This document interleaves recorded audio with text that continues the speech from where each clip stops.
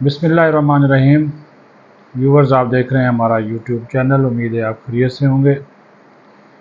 बहावल नगर के वाक़या के बाद जो सोशल मीडिया के ऊपर चीज़ें चल रही हैं, दिखाई जा रही हैं और फ़ौज पाकिस्तान के ख़िलाफ़ एक प्रोपगंडा, एक मुहिम जारी है।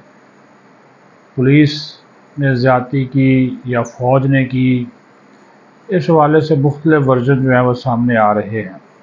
ताहम तहकीकात जारी हैं और जो मुजरमान हैं उनको कानून के कटहरे में जो है वो लाया जाएगा। दोनों तरफ से तहकीकात जारी हैं। हुआ ये कि जो फ़ौज और पुलिस है, आला हुकाम की मुदाखलत के बाद उनमें इस वाक़े के बाद सुलह तो हो गई, लेकिन जो SHO था वो भी मुअत्तल है और उनके कोई साथी वो भी मुअत्तल हैं। लेकिन पंजाब के अंदर और ख़ास तौर पर जो पंजाब के दूर दराज के इलाके हैं, वहाँ पर सीधी सी बात है कि जो पुलिस है वो आज भी बादशाह है। उसका SHO आज भी पूरे इलाके का चौधरी होता है और उससे वो डरते हैं, लोग उससे डरते हैं, खौफज़दा होते हैं। हालांकि पुलिस का काम जो है वो लोगों को तहफ़्फ़ुज़ देना होता है।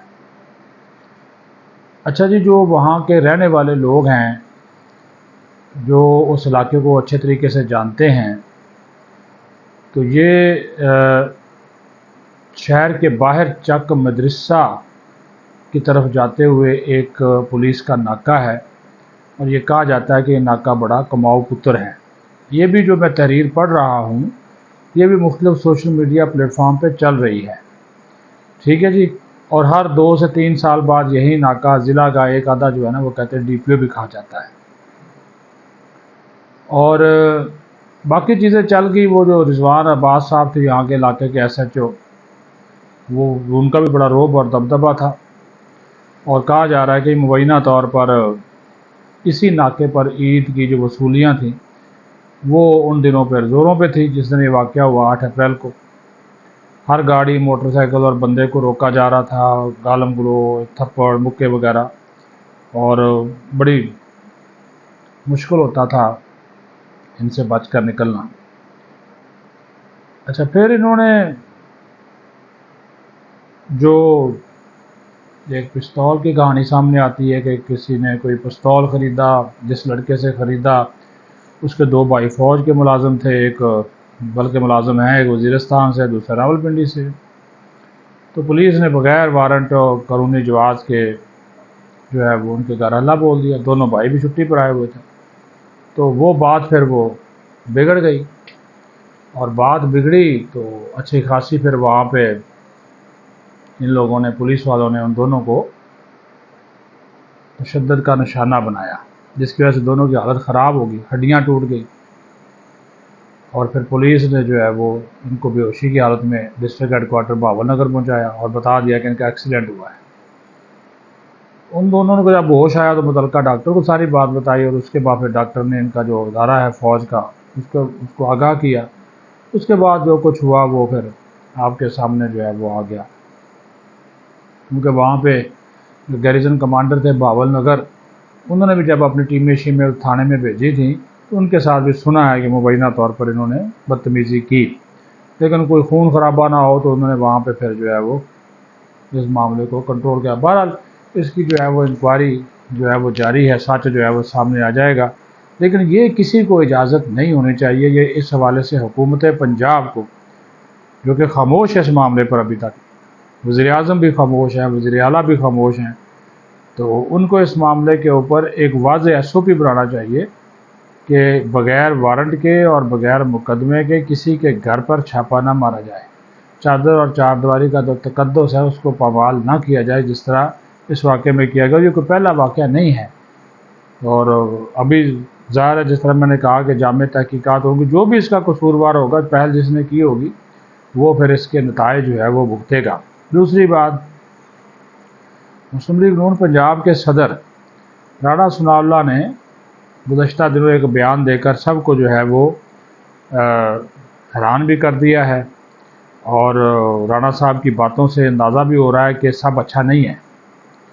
رانا صاحب نے کہا کہ یہ جو وزیر داخلہ ہے محسن نقوی، سابق نگران وزیر اعظم انوار اللہ کاکڑ، فیصل واڈا، انہوں نے کہا جی ان کا تعلق ایک ہی خاندان سے ہے، اور محسن نقوی کی اس وقت جو پاور ہے، جو اختیارات ہیں، وہ کچھ بھی بن سکتا ہے، وہ جو کہے، وہ جو چاہے وہ بن سکتا ہے۔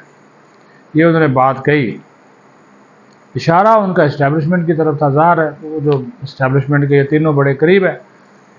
لیکن انہوں نے پھر آگے بات وہ کہی جی، انہوں نے کہا جی اس وقت جو فوجی قیادت ہے وہ سیاست سے بالکل لا تعلق ہے، اور وہ اپنا کام کر رہے ہیں اور ان کو کوئی انٹرسٹ نہیں ہے۔ اور دوسری طرف وہ کہہ رہے ہیں جی یہ تینوں ایک ہی خاندان کے لوگ ہیں، اور ظاہر ان کا اشارہ جس طرح میں نے کہا کہ اسٹیبلشمنٹ کی طرف تھا۔ تو رانا ثناء اللہ صاحب جو ہے وہ آج کل بٹوین دی لائن زومانی گفتگو کر رہے ہیں، کھل کر نہیں بول رہے۔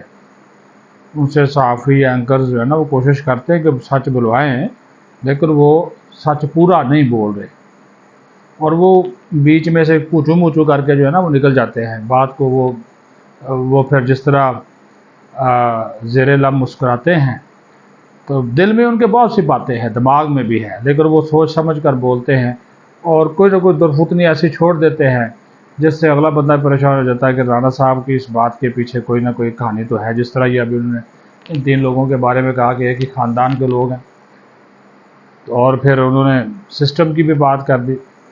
تو لگ رہا ہے کہ نون لیگ کے اندر بھی اب واضح طور پر ایک نقطہ نظر جو ہے وہ پایا جا رہا ہے۔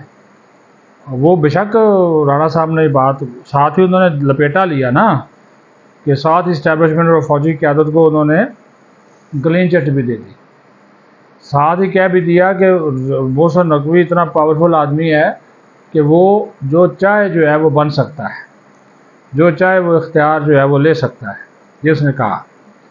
تو جب اس قسم کی صورتحال بنتی ہے تو پھر کہا کہ حکومت مجبوراً لی ہے، یہ تو اس میں تو کوئی شک نہیں ہے۔ ابھی تو ریاست بچانے والی بات آ گئی، تو ابھی تو انہوں نے کہا جی حکومت ہم نے لی ہے مجبوراً۔ جب آپ نے مجبوراً حکومت لی ہے تو اس طرح کے فیصلے کرنے پڑتے ہیں، کیونکہ سادہ اکثریت ملتی ہے، 2/3 اکثریت ملتی تو نواز شریف وزیر اعظم ہوتا۔ اب وہ والی اکثریت ملی نہیں، نواز شریف وزیر اعظم نہیں بنا۔